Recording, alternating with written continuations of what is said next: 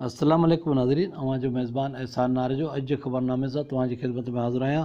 इस्लामाबाद मां एहसान नारेजो जी रिपोर्ट मुताबिक़ हारियुनि आबादकारनि ऐं ज़मींदारनि लाइ ख़ुशख़बरी। मुल्क में माकड़ जे ख़ात्मे वारियुनि हुकूमत पाकिस्तान जी कोशिशुनि खे वधीक मुअसर करण लाइ बिरादर मुल्क तुर्की पंहिंजूं ख़िदमतूं हुकूमत पाकिस्तान जे हवाले कयूं आहिनि। उन ॾिस में हुकूमत पाकिस्तान जे ख़ुसूसी हिदायत ते पाक फ़िज़ाया जो C-130 जहाज़ स्प्रे करण वारो ख़ुसूसी वाइपर ब्रेव जहाज़ खणण जे लाइ तुर्की पहुची वियो। हीउ जहाज़ 4 माण्हुनि ते मुश्तमिल अमिले जे माण्हुनि सां गॾु पाकिस्तान पहुचंदो, जंहिंखे हिते इस्तेमालु करण खां पोइ मुल्क जे मुतासिर इलाइक़नि में मोकिलियो वेंदो। जहाज़ मकर जे ख़ात्मे लाइ पूरी मुल्क ख़ासि करे पंजाब ऐं सिंध जे ज़िलनि में स्प्रे लाइ इस्तेमालु कयो वेंदो। बिरादर मुल्क तुर्कीअ जी बेलोस तावन जी हीअ पेशकश मकर जे ख़ात्मे वारियुनि कोशिशुनि में मददगार साबित थींदी। पाक फ़िज़ाया जो एयर ट्रांसपोर्ट बेड़ो कुदरती आफ़तुनि जे दौरान मुल्क में इमदादी सरगर्मी में हमेशह पहिरीं सिफ़ में अॻिभरो रहियो आहे। पिरालो मां सुबत अली नारेजो जी रिपोर्ट मुताबिक़ पिरालो ऐं उन जे आसपास वारनि इलाइक़नि में चोरियुनि ऐं फुरियुनि जो वारदातनि में इज़ाफ़ो को ॾींहुं ख़ाली न आहे जो ॾोह नथा थियनि। पिरालो में नए आयल SHO असलम लगारीअ जी चार्ज संभालण सां ई इलाइक़े में चोरियुनि जे वाक़िअनि में वाधारो थी वियो। पुलिस बेवस बणियल पिरालो जे एहसास किफ़ालत प्रोग्राम जे सेंटर तां इमदाद वठण लाइ पहुतल असगर बुर्दीअ जी मोटरसाइकिल नामालूम चोरकाए विया ऐं सीधाकल मुतासिर जो मुज़ाहिरो।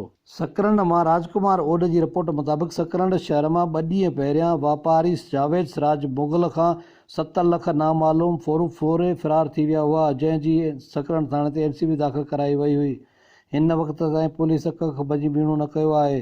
मुलज़िम गिरफ़्तार न करण ख़िलाफ़ वापारी एसोसिएशन जे अॻुवान आफ्ताब अहमद, शफ़ी मोहम्मद राजपूत, शहरी ताद जे मुराद ख़ानज़ादो, सैद अहसन अली शाह मुतालबो कयो त फुर कयल रक़म वापसि कराए शहरनि मां बेचैनी ख़तमु कई वञे। मटियारे मां अवेस गुल मेमून जी रिपोर्ट मुताबिक़ मटियारी जे आबादगार सियासी समाजी अॻुवान सैयद अज़ीज़ अख्तर शाह मटियारी में मीडिया वारनि सां ॻाल्हाईंदे चयो त मुल्क में वबाई बीमारी कोरोना करे जिते पूरे मुल्क में हर शोबे सां तालुक़ु रखंदड़ माण्हू परेशान आहिनि, उते आबादगार घणा परेशान आहिनि। कोरोना जे करे लॉकडाउन सबबि फसलुनि जे अघनि ते ॾाढा नाकारी असर पिया आहिनि। एक्सपोर्ट बंदि हुजण करे बेवनि भाॼियुनि जा अघ किरी पिया आहिनि। हुन चयो त अंब ऐं केला जा वापारी पंहिंजा सौदा अधु में छॾे विया आहिनि, जंहिं करे आबादकारनि जो घणो नुक़सानु पहुतो आहे।